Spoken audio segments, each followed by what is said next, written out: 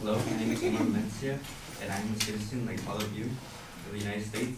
In our country, we're experiencing a problem with gun violence.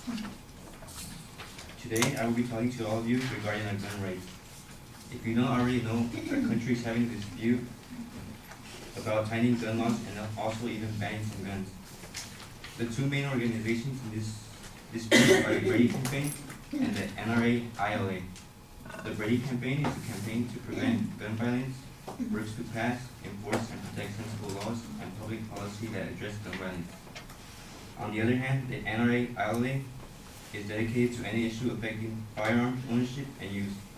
ILA works to defeat restrictive gun control legislation, to pass pro-gun reform legislation, and to educate the public about the facts concerning gun ownership. So I am here to make the claim that by banning guns and tightening gun control laws will affect the U.S. negatively. 3 reasons why I think gun control laws should not carry on are: 1, every American citizen has the right to bear arms, which is stated in the Constitution. 2, guns are needed for self-defense. And 3, tighter gun control laws will fail to deter criminals from committing crimes. Getting to my first point, by banning guns, we will have our Second Amendment taken away. In the exact words of the Second Amendment, a well-regulated militia being necessary to the security of the free state, the right of the people to keep and bear arms should not be infringed, meaning that the Second Amendment protects American citizens the right to bear arms. So by confiscating our right to possess guns, they will be violating our second right and taking yet another piece of our American liberty, leading us one step closer to socialism and totalitarianism.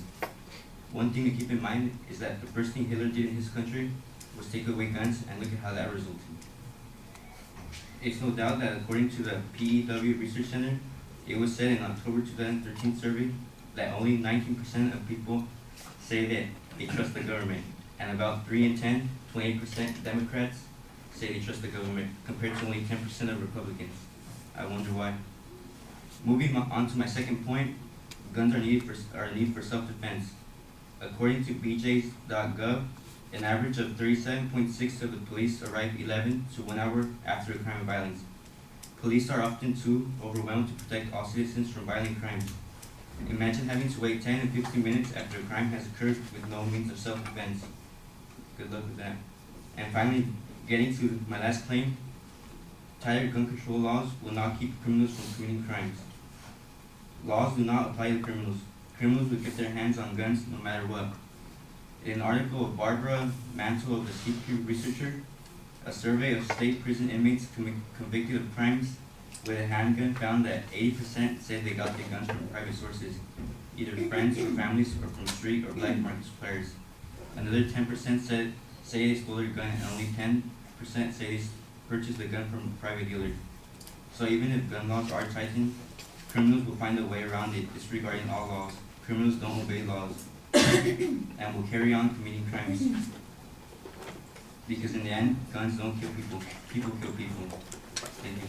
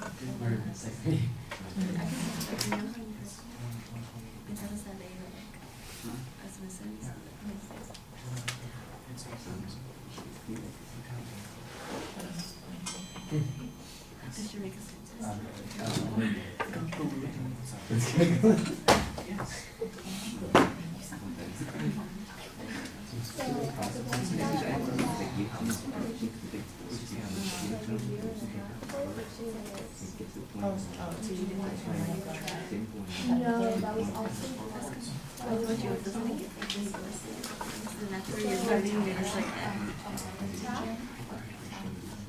All right, Omar, I'm going to start with an observation here, and it'll probably sound kind of critical, and I don't mean to be disparaging, but I do want to point out something that, stares me right in the face. You've got two major organizations with thousands of members spending a huge amount of time talking about these issues. You mentioned the Brady campaign and the NRA, ILA. I'm not sure what the ILA is. I guess it's like a lobbying group that's affiliated with the NRA, talking about these issues. So you've got a lot of stuff that's going on here, and you've got 3 minutes worth of content for the presentation. It seems to me like there's a lot of information about this subject that needs to be developed in the presentation, and that you are giving us kind of the platitude version of the argument. I'm getting bumper sticker exit lines here, and it needs to be a stronger argument. You're trying to convince people who aren't going to just look at the back of somebody's car and go, yes, we need gun control, or no, we don't need gun control. You want to give us an argument that's going to be powerful and convincing, and it seems to me like I'm just getting a commercial as opposed to an argument. I'm getting a mild persuasive appeal as opposed to a firm logical argument in this. And there's just so much data on this subject that you're missing opportunities to develop here. For example, on the self-defense point, which is your second point, you mentioned the likelihood of the police showing up anywhere from 11 minutes to an hour after a crime is being reported. That's a pretty good statistic. I do think you need a clear source citation on it, but that's an incomplete piece of information on that point. What is the frequency of crime that occurs? Do people who have guns, are they able to resist those kinds of crimes and prevent them from happening? Sometimes, of course, the crime is not something that is violent at all, and so the use of a firearm might not be prepared. I call the police, and it takes them an hour to come to my house to take a burglary report after I've arrived home and found that the house has been robbed.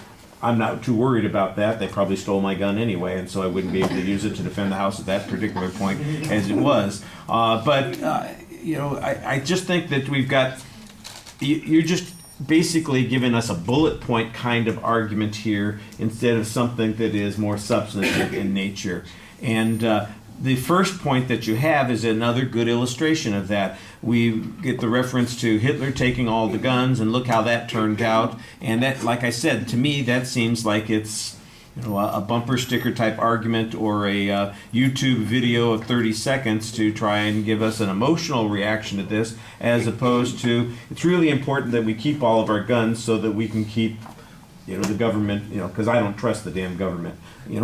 I got plenty of guns. It hasn't reduced my taxes at all. What the hell is going on? I should be able to point my guns and get some tax relief.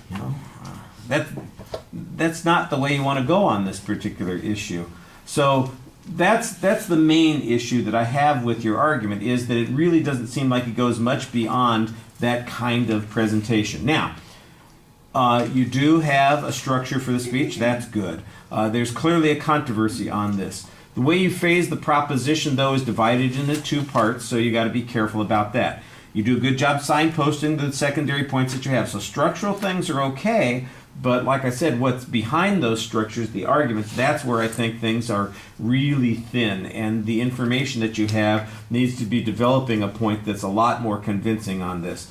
You're also reading it in a slightly dry manner, and like I said, because it's only 3.5 minutes, you're not getting any substance to it that might give us this reaction, other than, like I said, the knee-jerk sort of visualization that we've got going on here. I just think that there are so many opportunities here to build a good argument. Like on the self-defense issue, I think you could make your whole argument about how effective it is to own a gun as a form of self-defense. That's a claim that it gets rejected all the time by opponents of gun ownership, that there's clearly controversy on, and there's a ton of research on that, and that would give you something really substantive to talk about. And instead, you're kind of keeping it at this sort of esoteric level. And I think that that's the problem. You need to come to grips with something that's a little bit more going to engage you. All right, thank you.